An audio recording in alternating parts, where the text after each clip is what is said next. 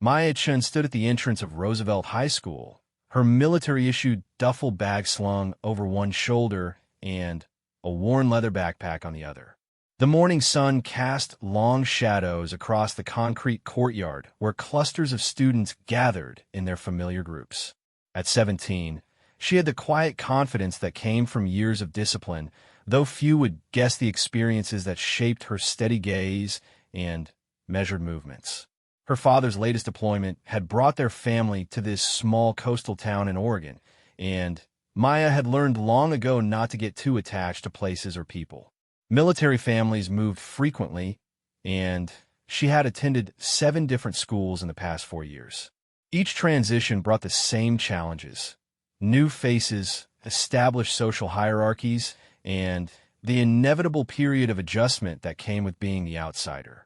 The school's red brick facade looked similar to countless others she had walked through, but there was something different about the energy here.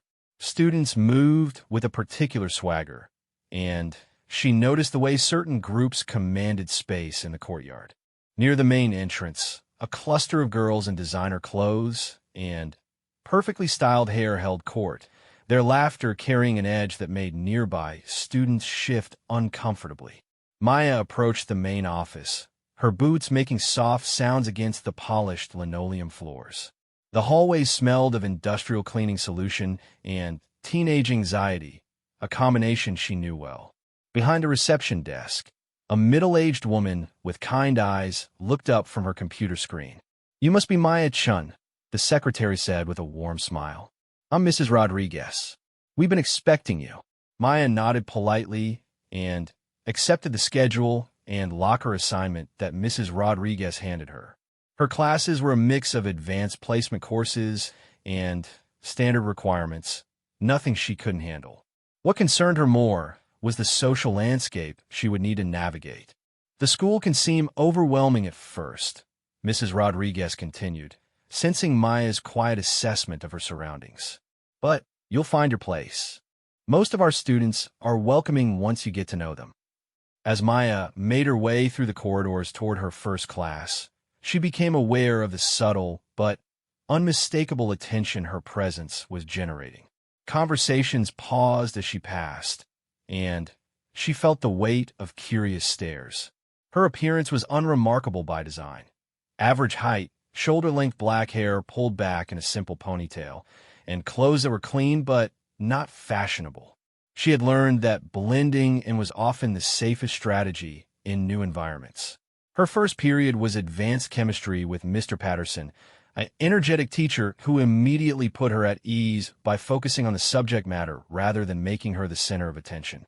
Maya took a seat near the back of the classroom and began taking notes, grateful for the familiar rhythm of academic work. It was during the transition to second period that she first encountered them. Madison Hartley ruled the junior class social scene with the kind of effortless authority that came from a combination of wealth, beauty, and the particular cruelty that some teenagers wielded like a weapon. Her father owned the largest construction company in town, and her mother sat on the school board. Madison had grown up believing that the world existed for her convenience, and she had little patience for anything that disrupted her carefully maintained social order. Standing beside Madison were her closest allies, Jessica Price, whose family owned the local newspaper, and Amber Sullivan, daughter of the town's most prominent lawyer. Together, they formed a triumvirate that had gone unchallenged throughout their high school careers. They moved through the hallways like they owned them, and in many ways they did. Maya was pulling books from her locker when she became aware of their approach. The conversations around her gradually died down, and she could feel the collective tension of nearby students. She continued organizing her materials, hoping to avoid whatever confrontation was building. Well, Madison's voice carried the particular tone that teenagers used when they wanted to establish dominance. "Looks like we have fresh meat." Maya closed her locker and turned to face the 3 girls. Madison was everything the movies suggested popular girls should be: blonde, perfectly made up, and wearing clothes that cost more than most families spend on groceries in a month. Her smile was sharp and calculating. I'm Madison, she continued, as if bestowing a great honor. And you're in my spot. Maya looked around, confused. Your spot? This whole section of lockers, Jessica chimed in, her voice carrying the same entitled edge. We've been using this area since freshman year. Maya glanced at her locker assignment paper, then back at the girls. The office assigned me this locker. If there's been a mistake, I can talk to them about it. The reasonable response seemed to irritate Madison, whose smile became more predatory. Listen, new girl, let me explain how things work around here. There are rules, unwritten rules. And the first rule is that you don't just show up and take what belongs to us. A small crowd had begun to gather, though they maintained a careful distance. Maya could see other students watching from their peripheral vision, pretending to be busy with their own lockers while clearly invested in the unfolding drama. She recognized the dynamic immediately. The popular group asserting dominance over a newcomer while an audience watched to see how the new student would respond. I'm not trying to take anything, Maya said calmly. I just want to get to my next class. Oh, she wants to get to class, Amber said with mock sympathy. How sweet. But, see, there's a process here. New students need to learn their place. Maya felt the familiar tension that came before conflict, but she also felt something else, a deep exhaustion with this particular type of teenage cruelty. She had seen it in every school she had attended, and she was tired of playing the same games with different players. What exactly do you want from me? Maya asked, her voice still level, but carrying a slight edge that made Madison's eyes narrow. I want you to understand that this isn't your world, Madison replied, stepping closer. You don't get to just walk in here and act like you belong. Some of us have worked hard to build what we have here. Maya almost laughed at the irony of Madison hardly claiming to have worked hard for anything, but she kept her expression neutral. And what is it that you think I'm trying to take? Respect, Jessica said. Attention, status, all the things that actually matter. I'm just trying to go to school, Maya replied. I'm not interested in your status games. The dismissive response clearly struck a nerve. Madison's carefully maintained composure slipped slightly, and Maya could see the real person beneath the popular girl facade, someone deeply insecure who needed constant validation from others. You think you're better than us? Madison asked, her voice rising slightly. You think you can just waltz in here with your military brat attitude and look down on people who actually matter in this town? Maya realized that someone had already discovered and shared details about her background. Information traveled fast in small schools, and military families were often viewed as temporary outsiders who didn't fully belong to the community. I don't think I'm better than anyone, Maya said. I just want to be left alone. Well, that's not how this works, Amber said. Everyone has to find their place in the social order. And your place is definitely not at the top.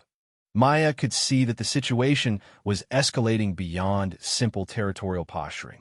There was something in Madison's eyes that suggested this confrontation was about more than locker assignments or social hierarchy. This was about power, and Madison clearly felt that her authority was being challenged simply by Maya's refusal to immediately submit. Move along, new girl, Madison said, her voice carrying a clear threat. Find somewhere else to put your stuff. And while you're at it, maybe find somewhere else to eat lunch. The cafeteria can be unfriendly to people who don't know their place. Maya looked around at the faces watching the exchange. Some showed sympathy, others curiosity, and a few displayed the cruel anticipation of spectators waiting for violence. She had a choice to make: back down and hope to avoid further confrontation, or stand her ground and accept the consequences. This is my assigned locker, Maya said quietly. I'm going to keep using it. The words hung in the air like a challenge, and Maya could see Madison processing the implications. She had been publicly defied, and in the social ecosystem of high school, such challenges could not go unanswered without losing face. Fine, Madison said, her smile returning but taking on a more dangerous quality. But don't say I didn't warn you. As the three girls walked away, Maya heard Madison speaking in a voice just loud enough to be overheard. Some people have to learn things the hard way. Maya spent the rest of the morning trying to focus on her classes, but she could feel the weight of attention following her through the hallways. Students who had witnessed the locker confrontation whispered to their friends, and by lunchtime, it seemed like the entire school was aware that a new student had challenged Madison Hartley's authority. The cafeteria was a carefully mapped territory of social groups and unspoken boundaries. Maya grabbed a tray and surveyed the landscape, noting the way certain tables commanded prime real estate, while others were relegated to less desirable locations. She spotted Madison's table near the center of the room, surrounded by the usual collection of popular students and wannabes.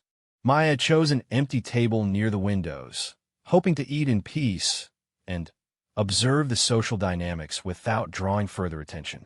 She had barely taken her first bite when two football players approached her table. "You're in Jake's seat," one of them said. He was tall and broad-shouldered, with the kind of swagger that came from being told he was special since childhood. Maya looked around the empty table. "I don't see his name on it." "Jake Morrison always sits here," the second player said. "Everyone knows that." Maya recognized the pattern. Another territorial challenge designed to reinforce the social hierarchy. She was beginning to understand that Madison had likely orchestrated this as well, using her influence to make Maya's life difficult in small but persistent ways. "There are plenty of other tables," Maya said reasonably. "Yeah, but this is Jake's table," the first player insisted. "You need to move." Maya looked across the cafeteria and saw Madison watching the interaction with obvious satisfaction. This wasn't about table assignments any more than the locker incident had been about storage space. This was about establishing that the new student would be forced to submit to the existing power structure. "I'm going to finish my lunch," Maya said calmly. "If Jake wants to sit here, there are 3 other chairs." The football players exchanged glances, clearly not expecting resistance. They were used to intimidation working on its own, and Maya's quiet refusal to be intimidated left them unsure of their next move. "Listen, new girl," the taller player said, leaning forward in what he probably thought was an intimidating manner.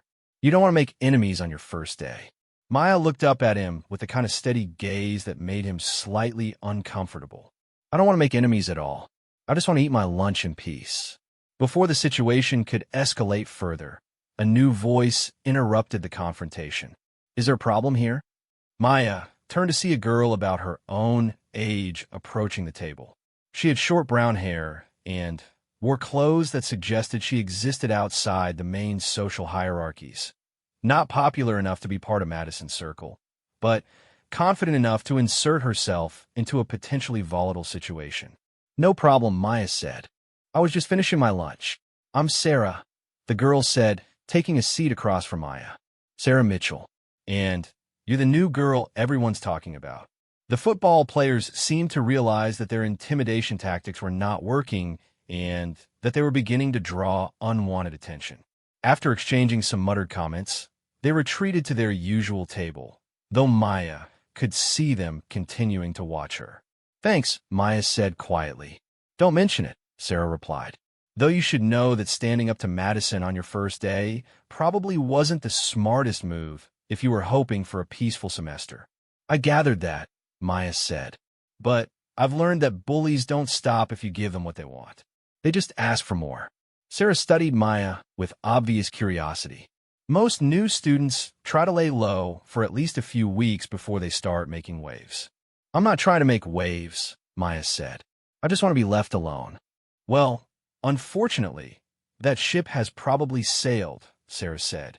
"Madison doesn't handle challenges to her authority very well, and she has a long memory."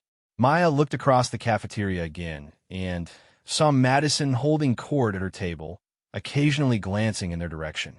There was something calculating in her expression that suggested she was already planning her next move. "What exactly does she do to people who cross her?" Maya asked. Sarah's expression grew more serious. "Depend on how threatened she feels. Sometimes it's social isolation, spreading rumors, getting people excluded from parties and events. But sometimes, she trailed off, looking uncomfortable. Sometimes what? Sometimes it gets physical, Sarah said quietly. Madison's boyfriend Brad is on the football team, and he has some friends who aren't too bright, but are very loyal. They've been known to take care of problems for her. Maya processed this information without showing any outward reaction, though something cold and sharp settled in her stomach. She had hoped to get through her senior year without the kind of conflict that had marked some of her previous schools, but it seemed like that hope was naive. "Are you warning me off?" Maya asked. "I'm giving you information," Sarah replied. "What you do with it is up to you. But if I were in your position, I might consider apologizing." Madison can be generous to people who acknowledge her authority. Maya considered this suggestion for all of 3 seconds before dismissing it. "I don't think that's going to happen." Sarah looked surprised. "Why not? You barely know anyone here. It would be easy to just say you misunderstood the social dynamics and promise to be more respectful. Because it wouldn't end there," Maya said. "People like Madison don't want just one apology. They want ongoing submission. And that's not something I'm prepared to give. Even if the alternative is making your life here miserable." Maya was quiet for a moment, thinking about all the schools she had attended and all the bullies she had encountered. Each situation had been different in its details, but the fundamental dynamic was always the same. Someone with power demanding that someone without it accept their place in the hierarchy. "I've been the new kid 7 times in 4 years, Maya said finally. "I've seen this exact scenario play out in different settings with different people. And I've learned that there's only one way it ends. Either you find a way to establish that you won't be pushed around, or you spend the rest of your time being pushed around." Sarah looked impressed despite herself. "That's a very philosophical approach to high school politics." "It's a practical approach," Maya corrected. Madison started this confrontation because she wanted to establish dominance. "If I back down now, she'll know the threats work on me. And then every time she wants something or feels like her authority is being questioned, she'll know exactly how to get what she wants. And if you don't back down?" Maya's expression grew distant for a moment, as if she was remembering something from her past. "Then we find out what she's really willing to do." The rest of lunch passed without incident. Though Maya was aware of the attention she continued to receive from various corners of the cafeteria.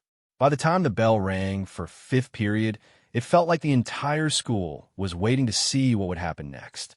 Maya's afternoon classes passed in a blur of introductions and basic information, but she found it difficult to focus completely.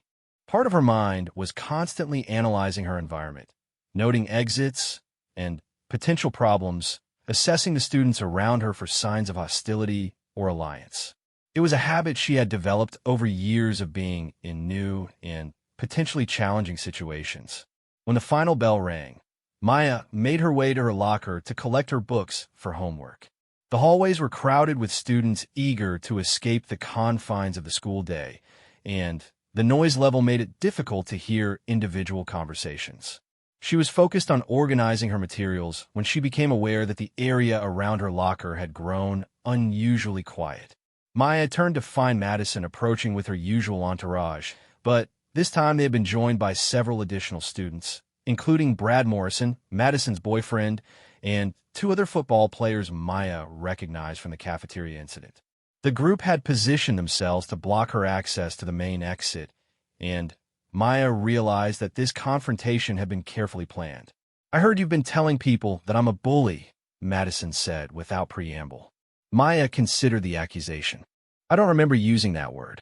But you've been talking about me," Madison pressed, "analyzing my motivations, making judgments about my character." "Sarah asked me some questions about our earlier conversation," Maya said carefully. "I answered them honestly." Brad Morrison stepped forward, and Maya could see the barely controlled aggression in his posture. He was tall and muscular with the kind of physical presence that was used to intimidating smaller students. "Madison doesn't like people spreading rumors about her." "I haven't spread any rumors," Maya replied. "I've only shared my own experiences and observations." "Your observations," Jessica repeated mockingly. "Listen to her, Brad." She thinks she's some kind of expert on social dynamics after being here for one day. Maya could see that the situation was moving toward violence, but she also noticed something else. They had chosen this location and timing carefully. The main exit was blocked, but there were witnesses around, which suggested they planned to be careful about how far things escalated. They wanted to intimidate her, possibly rough her up a bit, but not do anything that would result in serious consequences for themselves. "Here's what's going to happen," Madison said, her voice taking on the tone of someone delivering an ultimatum. "You're going to apologize for your disrespectful attitude. You're going to agree to find a different locker. And you're going to acknowledge that you misunderstood how things work here." Maya looked around at the faces surrounding her. Most showed the cruel anticipation of spectators waiting for entertainment, but a few looked uncomfortable with the direction things were heading. She spotted Sarah watching from across the hallway, her expression worried but helpless. "And if I don't?" Maya asked. Madison's smile became genuinely predatory. "Then my friends here are going to help you understand the consequences of not fitting in." Maya felt the familiar calm that settled over her in moments of impending conflict. It was a state of mind she had been trained to enter, where emotion gave way to analysis and instinct took over from conscious thought. She assessed the threats around her. Brad was the most dangerous due to his size and obvious willingness to use violence, but he was also likely the least skilled. The other football players were followers rather than leaders, which meant they would hesitate if their primary target proved to be more challenging than expected. "I understand the situation," Maya said quietly, "but I'm not going to apologize for defending myself, and I'm not going to change lockers because you've decided you own part of the school." The refusal seemed to surprise the group, and Maya could see Brad's confusion at her lack of fear. He had clearly expected her to back down when faced with physical intimidation. "Last chance," Madison said. "Apologize and submit, or face the consequences." Maya took a deep breath and made her choice. "No." The word hung in the air for a moment before Brad stepped forward, his intentions clear. Maya could see the exact moment he committed to violence, could read it in his posture and the set of his shoulders. But what he couldn't see was the subtle shift in her own stance, the barely perceptible adjustments that prepared her body for what was coming. Brad reached out to grab her shoulder, probably intending to slam her against the lockers in a display of dominance that would humiliate her without causing obvious injury. It was a move designed to establish his physical superiority while maintaining some degree of plausible deniability about his intentions. But Maya wasn't there when his hand arrived. She had moved with a speed and precision that surprised everyone watching, including herself. Years of training had created muscle memory that operated independently of conscious thought, and before she fully realized what she was doing, Brad Morrison was on the ground, clutching his wrist and cursing in pain and surprise. The hallway fell completely silent. Maya stood over Brad's prone form, her breathing steady and her expression calm, as if nothing unusual had happened. The other football players stared in shock, unable to process how their intimidating friend had ended up on the floor so quickly. "What the hell did you do?" one of them demanded. Maya looked down at Brad, who was still trying to understand what had happened to him. "He tried to grab me. I moved. She broke my wrist." Brad gasped, struggling to sit up. Maya knelt down beside him, and her voice became gentle but firm. "Your wrist isn't broken, but you should probably have a nurse look at it. And next time someone tells you no, you should listen." As she stood up, Maya became aware that a much larger crowd had gathered. Students who had been heading home had stopped to watch the confrontation, and teachers were beginning to push through the crowd to see what was happening. Madison stared at Maya with a mixture of rage and disbelief. Her carefully planned intimidation had backfired spectacularly, and worse, it had happened in front of an audience. The social dynamics of the school had shifted in a matter of seconds, and Madison was clearly struggling to process the implications. "This isn't over," Madison said, her voice shaking with anger. Maya looked at her with the same calm expression she had maintained throughout the confrontation. "It doesn't have to continue." But that's your choice to make. As teachers arrived and began asking questions about what had happened, Maya realized that her hope for a quiet senior year had just evaporated completely. The incident would be investigated, stories would be told and retold, and her reputation would be established based on these few minutes in the hallway. But as she watched Madison and her friends trying to explain to the teachers how the new girl had somehow gotten the better of Brad Morrison, Maya felt something she hadn't experienced in a long time: the satisfaction of not backing down from people who expected her to be afraid. The consequences would come later. For now, she had established something more important than social standing or popularity. She had established that Maya-chan was not someone who could be easily intimidated or controlled. And in the complex social ecosystem of Roosevelt High School, that was about to change everything. The investigation into the hallway incident lasted 3 days and resulted in a carefully worded conclusion that satisfied no one. Security cameras had captured most of the confrontation, but the angle made it difficult to determine exactly what Maya had done to put Brad Morrison on the ground. Brad himself was unable to explain the mechanics of what had happened, claiming only that Maya had somehow twisted his arm in a way that caused intense pain. Principal Williams, a pragmatic woman who had dealt with teenage conflicts for over 20 years, found herself in an unusual position.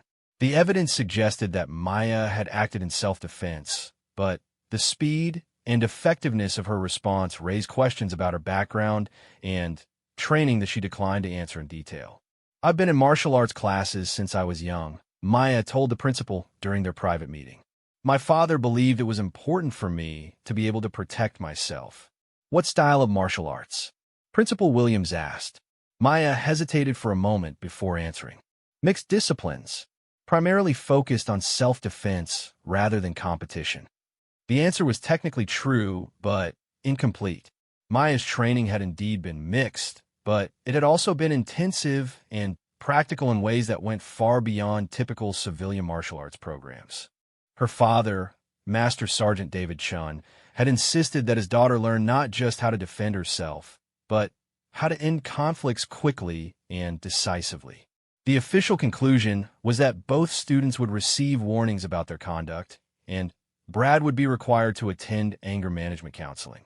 Madison, who had initiated the confrontation but had not physically participated in it, received a lecture about leadership and responsibility.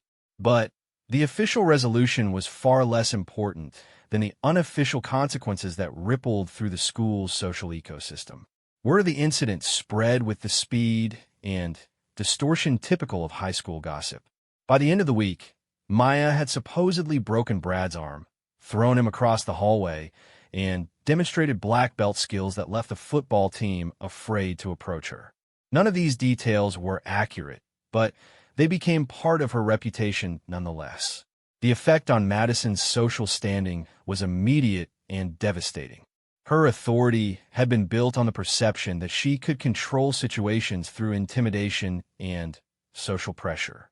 The fact that a new student had not only refused to submit, but had also physically defeated her boyfriend challenged the fundamental assumptions that supported her power. Students who had previously been eager to curry Madison's favor began treating her with a subtle but noticeable lack of deference. Invitations to parties became less automatic, and conversations that would have naturally included her sometimes continued without acknowledging her presence. The careful social balance that had maintained her position was shifting, and she was powerless to stop it. For Maya, the aftermath brought a different set of challenges. Students who had previously ignored her now watched her with a mixture of curiosity and wariness. Some seemed impressed by her refusal to be intimidated, while others clearly viewed her as a threat to the established order. Sarah Mitchell became her unlikely ally during this period, providing commentary on the changing social dynamics and helping Maya understand the broader implications of her actions. "You've basically declared war on the most powerful clique in school," Sarah explained during lunch one afternoon. "That has consequences beyond just Madison being angry with you." Maya looked around the cafeteria, noting the way certain students avoided eye contact while others stared openly. What kind of consequences? Madison's family has connections throughout the town, Sarah said.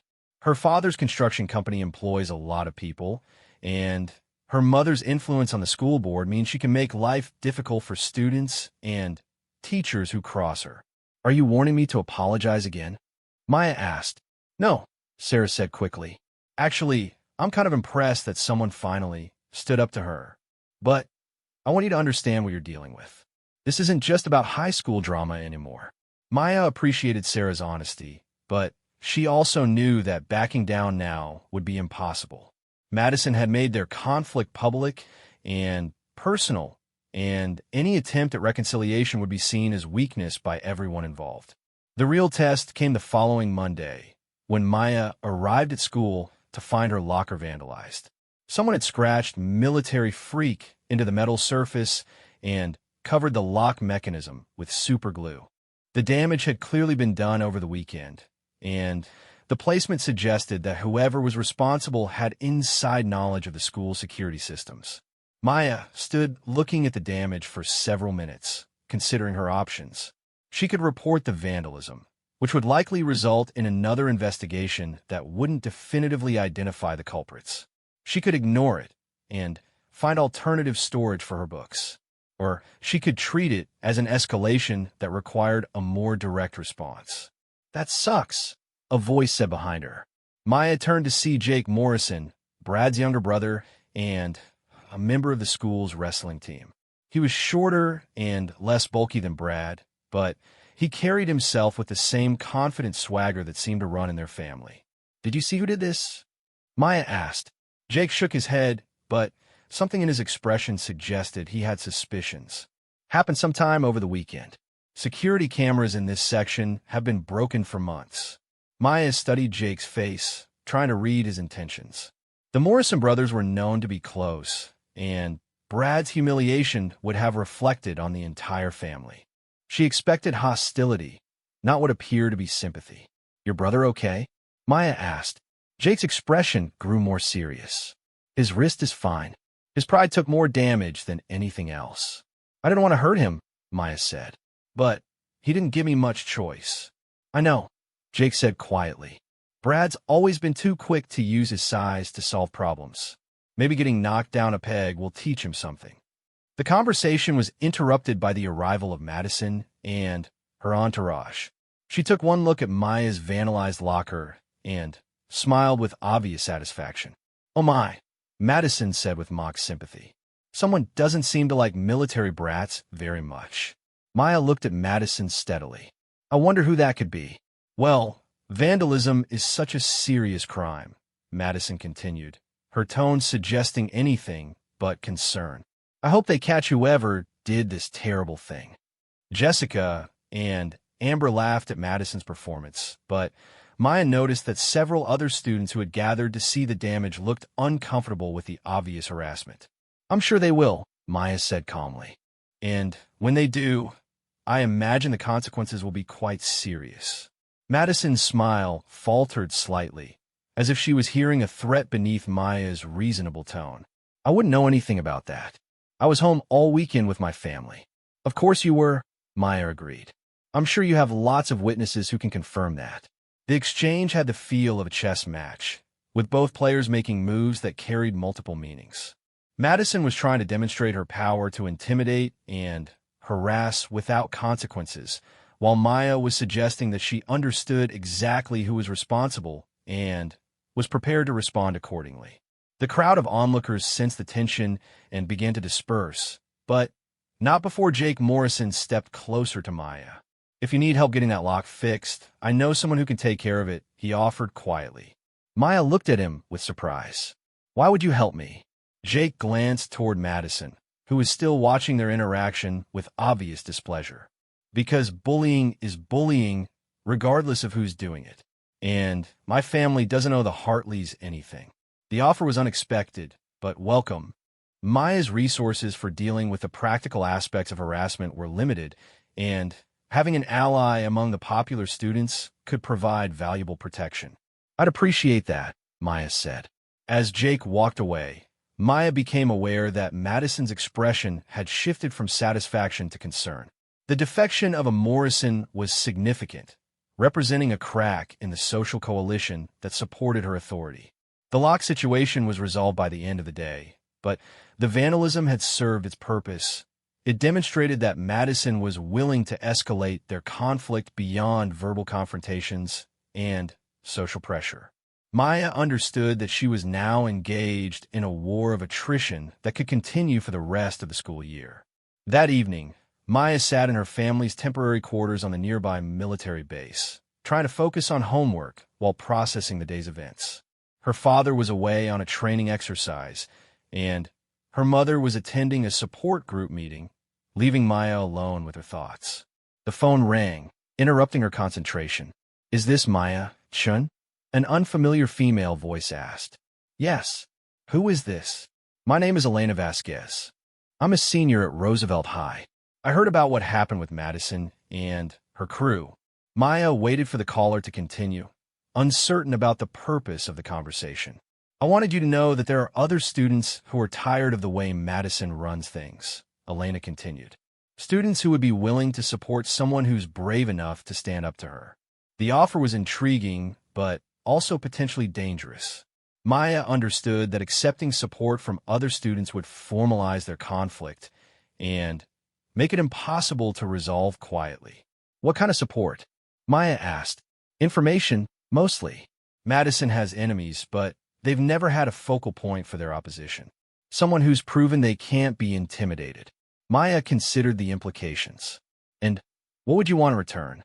"Nothing specific," Elena said. "Just the knowledge that someone is finally willing to challenge the way things are."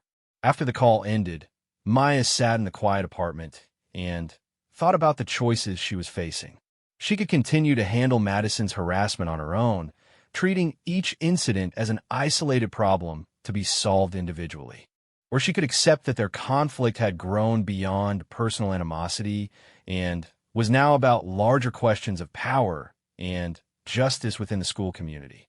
The decision was made easier by what happened the next day. Maya was walking to her car after school when she noticed that all 4 tires had been slashed. The damage was methodical and complete, leaving the vehicle completely disabled. More concerning was the location. The student parking lot was visible from multiple classroom windows and was supposed to be monitored by security cameras. Maya stood looking at her car and feeling the cold anger that came with the realization that someone was willing to escalate to property destruction. The tire slashing represented an investment of time and risk that suggested serious malicious intent. "That's really unfortunate," a voice said behind her. Maya turned to see Madison approaching with Brad, whose wrist was now wrapped in an elastic bandage that seemed more dramatic than medically necessary. "Yes, it is," Maya agreed calmly. "I heard there have been a lot of break-ins in this area lately," Madison continued. "Random vandalism. Very troubling for someone who's new to town and doesn't understand the local crime patterns." Maya looked at Brad, who was staring at her with obvious hostility. "I imagine the police will be very interested in investigating this. They might even dust for fingerprints." "Oh, I doubt they'll find anything useful," Madison said. "These criminals are usually very careful about evidence." The conversation was another chess match, but Maya realized that Madison had made a critical error. By escalating to property damage, she had crossed a line that would justify a much more serious response. The tire slashing wasn't just harassment anymore. It was criminal activity that could involve law enforcement and insurance claims. "You're probably right," Maya said. "Though it's interesting how these random crimes seem to target specific people." Madison's confidence wavered slightly. "I'm sure it's just coincidence."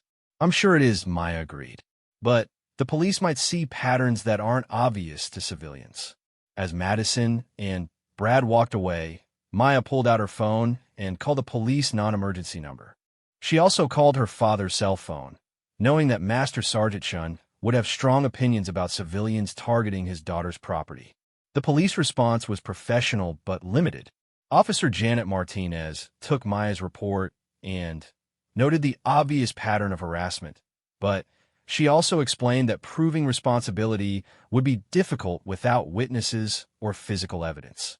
Has this escalated beyond property damage? Officer Martinez asked. Maya thought about the question carefully. Not yet, but the incidents are becoming more frequent and more serious. If you feel personally threatened, we can increase patrols in the area, Officer Martinez offered. And you should document everything, including dates and witnesses. Maya agreed to the increased patrols, but she also understood that law enforcement could only provide limited protection in what was essentially a social conflict. The real resolution would have to come from within the school community itself. That evening, Maya called Elena Vasquez back. I've been thinking about your offer, Maya said. What kind of information do you have? Madison's not as untouchable as she pretends, Elena said. Her father's construction company has been cutting corners on school district projects. Her mother's position on the school board involves some conflicts of interest that parents don't know about. And Madison herself has been involved in some incidents that were covered up because of her family's influence. Maya felt a cold satisfaction at the possibilities Elena was suggesting. What kind of incidents? There was a sophomore girl last year who ended up in the hospital after a supposed accident during a Madison-organized party. The girl's family was convinced to drop any investigation in exchange for having their medical bills covered. The information painted a picture of systematic abuse protected by wealth and political connections. Maya realized that her conflict with Madison was part of a larger pattern of behavior that had been enabled by community leaders who prioritized social harmony over justice. Why hasn't anyone done anything about this before? Maya asked. Because the victims were isolated and didn't have support, Elena explained. And because Madison's family has enough power to make life difficult for anyone who challenges them publicly. But you think that's changing? I think you've proven that Madison can be beaten, Elena said. And that's all some people needed to see. Maya made her decision. Set up a meeting. I want to hear what other people have to say. The meeting took place 3 days later in the school library during lunch period. Elena had gathered a diverse group of students who shared a common experience of harassment or intimidation at Madison's hands. There was Miguel Santos, whose family owned a restaurant that had been targeted by health inspectors after his sister refused to date one of Madison's friends. There was Ashley Wong, who had been systematically excluded from advanced placement classes after questioning Madison's academic integrity. There was David Kim, whose photography for the school newspaper had been censored when it documented unsanitary conditions in the cafeteria that reflected poorly on the administration. Each student had their own story of how Madison's influence had negatively affected their high school experience, and each had felt powerless to respond individually. But sitting together in the library's back corner, they began to discuss possibilities that none had considered alone. The key is documentation, Elena said. Madison's power comes from operating in shadows and relying on people's fear of consequences. But if we can shine light on her behavior and make it impossible to ignore, the adults in charge will have to respond. What about retaliation? Ashley asked. Madison's proven she's willing to escalate when challenged. Maya looked around the group and saw the same fear that had prevented previous resistance efforts. That's why we need to move quickly and comprehensively. If we expose everything at once, she won't be able to target individuals without making the pattern obvious. The planning session lasted for over an hour and resulted in a coordinated strategy for documenting and exposing Madison's behavior. Each student would focus on gathering evidence related to their particular area of expertise, and Maya would serve as the central coordinator for the effort. As the meeting broke up, Elena pulled Maya aside. Are you sure you're ready for this? Elena asked. Once we start, there won't be any going back. Madison will see this as a declaration of war. Maya thought about all the schools she had attended and all the bullies she had encountered. She thought about the students who had been hurt by Madison's behavior and the adults who had enabled it through their inaction. She declared war when she decided I was a threat to her authority, Maya said. I'm just choosing to fight back. Elena smiled with genuine admiration. I hoped you'd say that.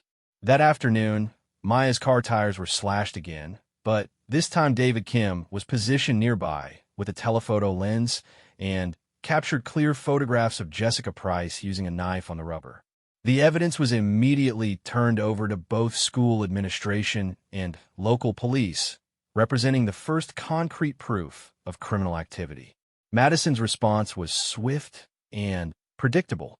She arranged for Maya to be accused of cheating on a chemistry test, though the accusation fell apart when Mr. Patterson confirmed that Maya had scored among the highest in the class through legitimate means. She also spread rumors about Maya's family background, claiming that her father was involved in controversial military activities overseas. But for every attack Madison launched, the coalition of students gathered more evidence of her pattern of behavior. Ashley Wong documented the academic favoritism that allowed Madison to maintain her GPA despite obvious lapses in performance.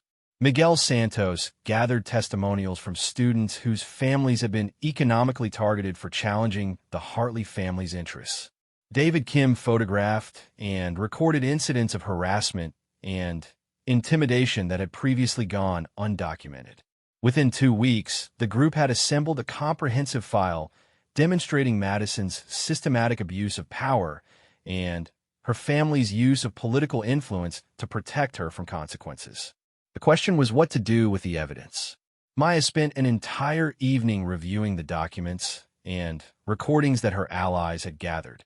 The scope of Madison's harmful behavior was even broader than she had initially suspected, involving not just high school social dynamics, but also potential criminal activity and ethical violations by adult authority figures. She was still studying the files when her father returned from his training exercise.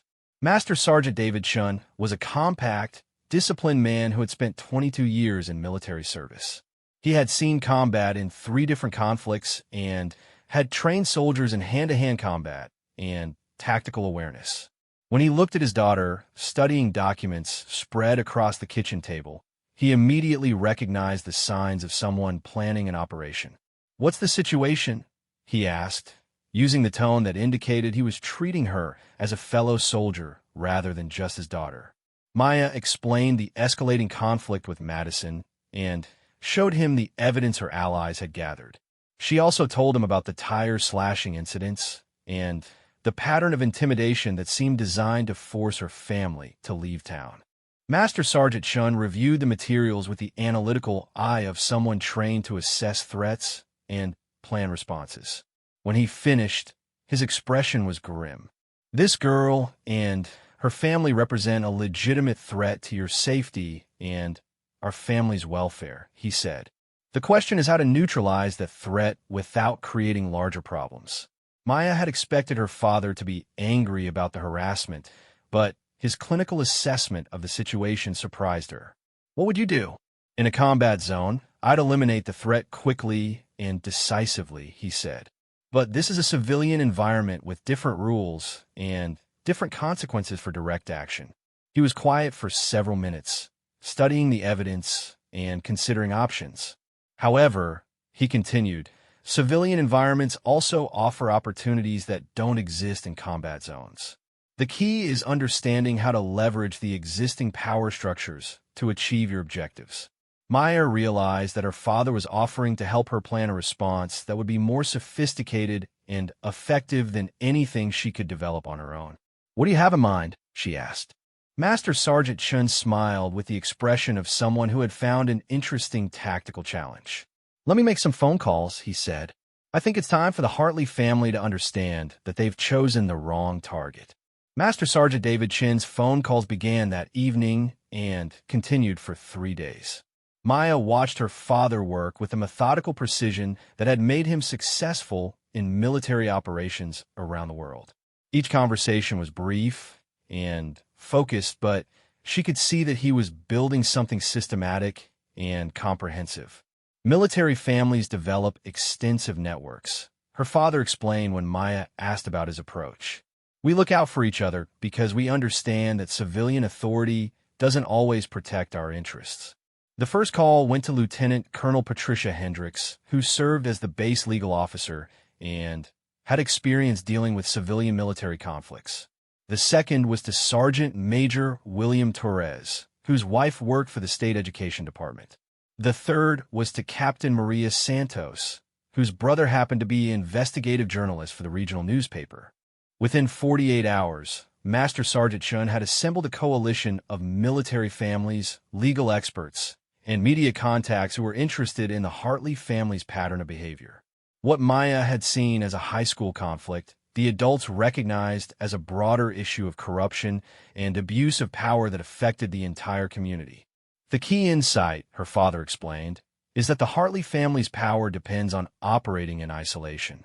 They can intimidate individual families or silence isolated complaints, but they can't withstand coordinated scrutiny from multiple directions simultaneously. Maya began to understand that her father was planning something far more sophisticated than she had imagined. This wasn't just about stopping Madison's harassment. It was about dismantling the entire system that had enabled and protected her behavior. The first public sign that something had changed came on Thursday morning, when Maya arrived at school to find Madison's parking space occupied by a news van from the regional television station. Reporters were interviewing students about concerns regarding equity and fairness in the local educational system, and several members of the school board had arrived for an unscheduled visit.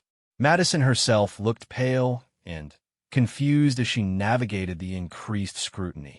Students who had previously sought her approval now seemed to be actively avoiding her, and teachers who had once overlooked her behavior were suddenly holding her to the same standards as everyone else.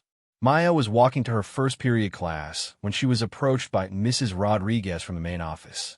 "Maya, Principal Williams would like to see you in her office," Mrs. Rodriguez said gently.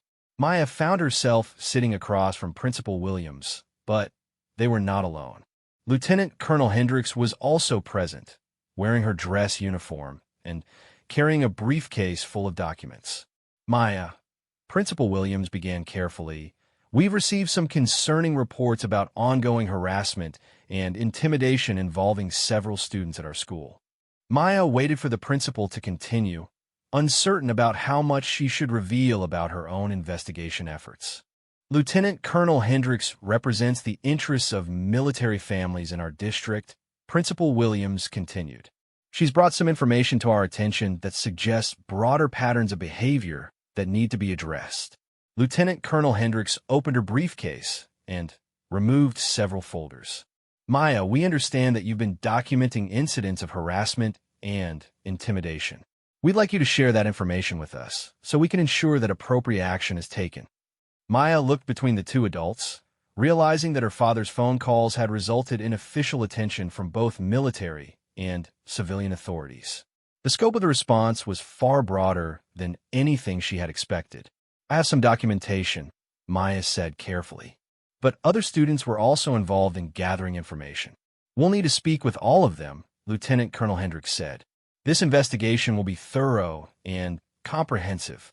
Over the next 2 hours, Maya found herself providing detailed testimony about every incident she had experienced or witnessed since arriving at Roosevelt High School. Elena, Ashley, Miguel, David, and several other students were also called in to share their experiences and evidence. By lunchtime, the school was buzzing with rumors about the investigation. Madison and her closest allies had been called to the main office, along with several teachers and administrators.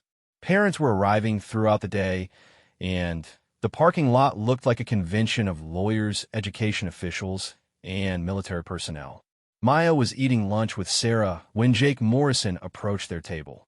"Maya, I need to talk to you," Jake said, his expression serious. Sarah started to leave, but Maya gestured for her to stay. "What's on your mind, Jake?" Jake looked around nervously before sitting down. "My family got a visit from some military investigators last night. They wanted to know about Brad's involvement in the incidents with you." Maya felt a cold satisfaction at the news. Her father's network was clearly more extensive and effective than she had realized. "What did you tell them?" Maya asked. "The truth," Jake said. "That Brad tried to intimidate you and ended up getting hurt when you defended yourself. But, Maya, there's something else you need to know. Jake's expression grew more troubled. Madison's father is talking about pulling her out of school and sending her to a private academy. Her mother is resigning from the school board, and there are rumors that their construction company is being investigated for fraud. Maya processed this information with mixed emotions. She had wanted to stop Madison's harassment, but she hadn't necessarily wanted to destroy her entire family's position in the community. "Are you saying I should feel bad about that?" Maya asked. "No," Jake said quickly. "I'm saying you should be careful. When powerful people feel cornered, they sometimes do desperate things." The warning proved to be prophetic. That afternoon, Maya was walking to her car when she was approached by Thomas Hartley, Madison's father. He was a large man who clearly worked to maintain an intimidating physical presence, and he positioned himself between Maya and her vehicle. "You're the Chin girl," he said without preamble. Maya assessed the situation quickly. They were in the student parking lot, but it was late enough that most students had already left. There were some adults visible near the main building, but they were too far away to intervene quickly if the situation escalated. "Yes, sir," Maya replied politely. "I understand you've been spreading lies about my family," Thomas Hartley continued. His voice carried the particular anger of someone who was used to getting his way and was frustrated by unexpected resistance.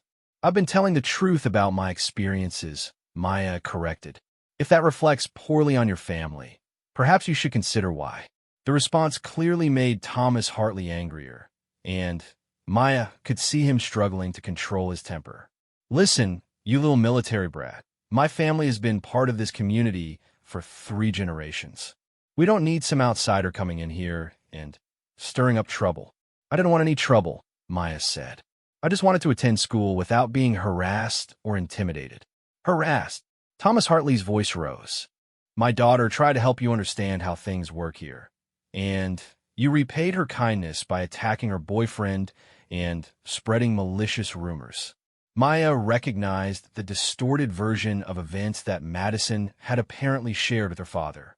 In that version, Madison had been trying to be helpful, and Maya had responded with unprovoked aggression. "That's not what happened," Maya said firmly. "Don't lie to me," Thomas Hartley snapped, stepping closer. "I know exactly what kind of person you are.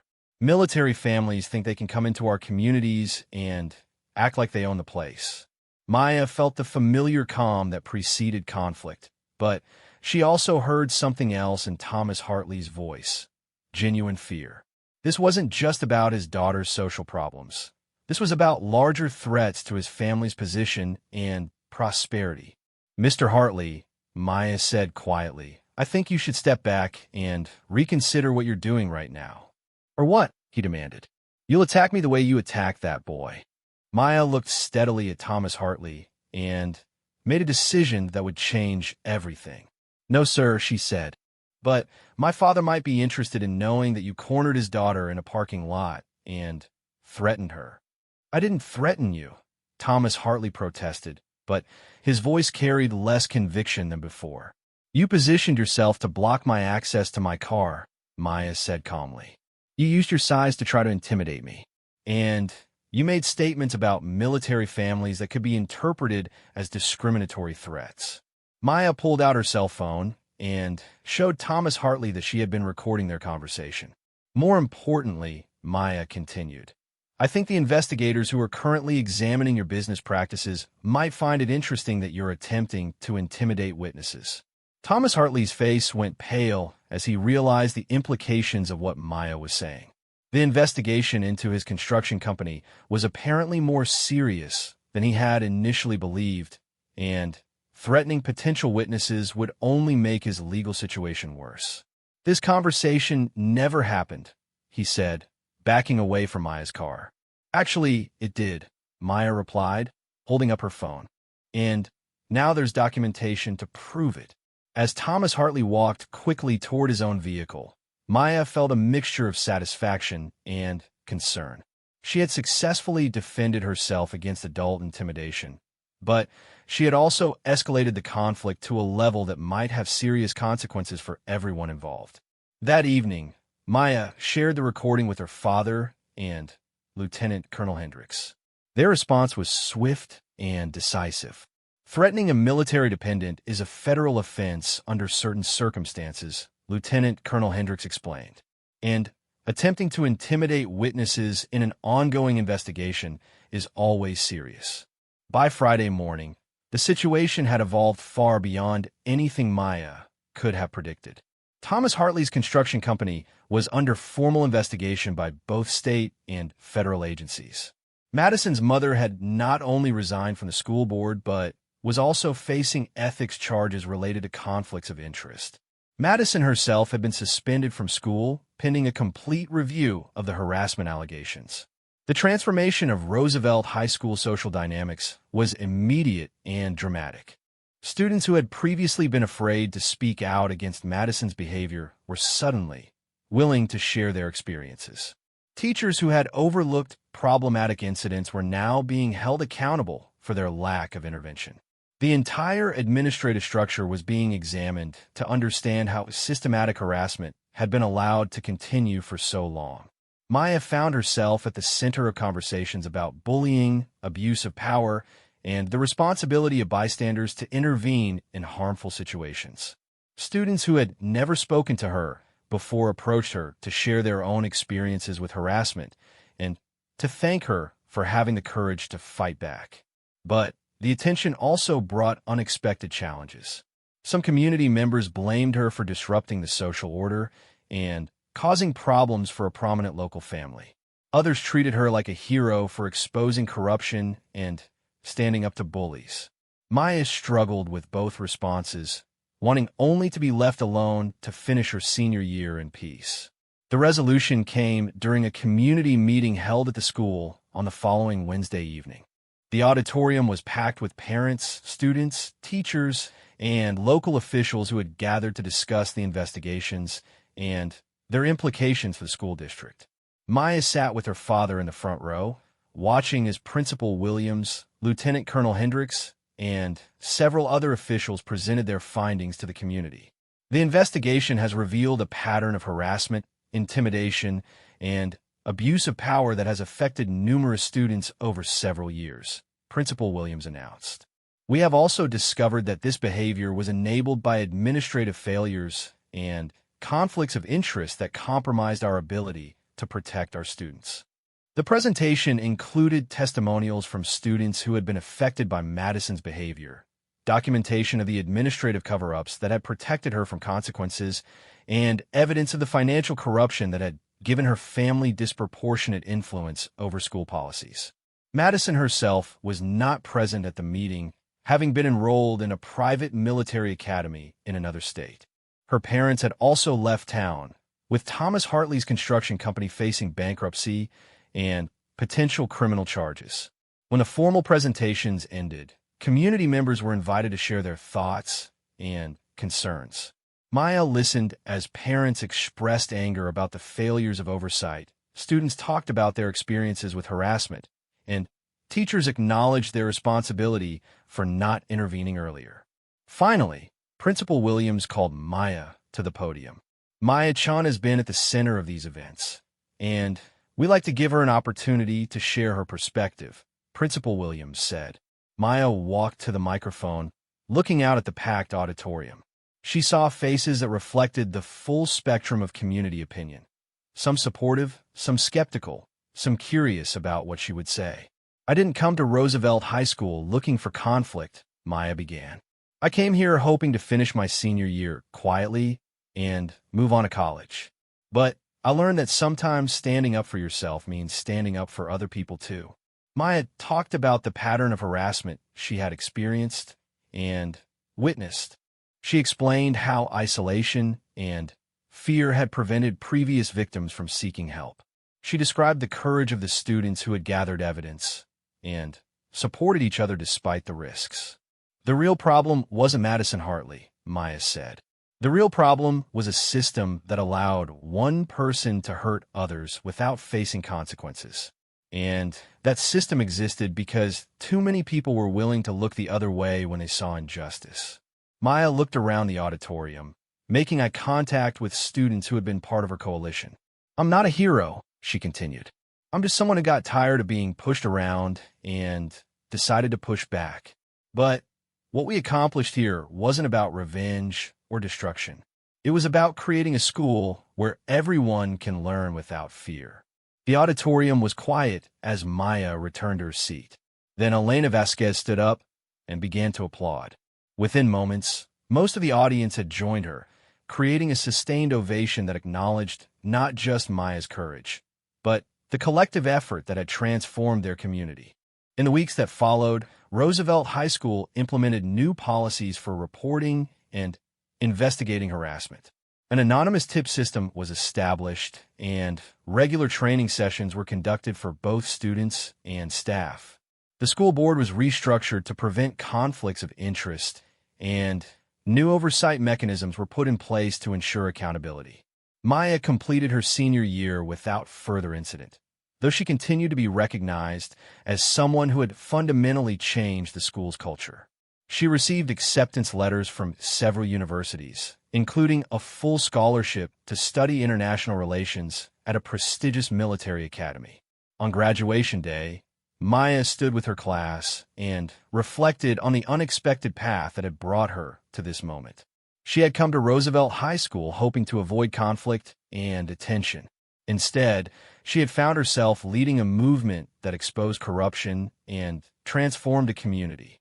As she walked across the stage to receive her diploma, Maya could see her father in the audience, wearing his dress uniform and showing the pride of a soldier whose daughter had demonstrated honor and courage under pressure. Beside him sat several of the students who had supported her efforts, including Elena, Ashley, Miguel, and David. Even Jake Morrison was there, representing the football team that had initially been part of the problem, but had ultimately supported the changes that made the school safer for everyone. After the ceremony, as families gathered for photographs and celebrations, Maya found herself approached by Sarah Mitchell. "So what's next?" Sarah asked. "College, military service, taking over the world?" Maya laughed at the question. "College first, then we'll see what happens. Any advice for those of us who will be left behind to maintain the changes you started?" Sarah asked. Maya considered the question seriously. "Remember that bullies count on people being isolated and afraid. As long as you stick together and refuse to let injustice become normal, you'll be fine." Sarah smiled. "I think we can manage that."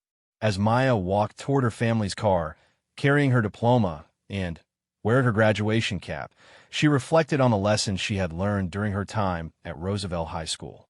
She had arrived as a military dependent hoping to blend in and avoid attention.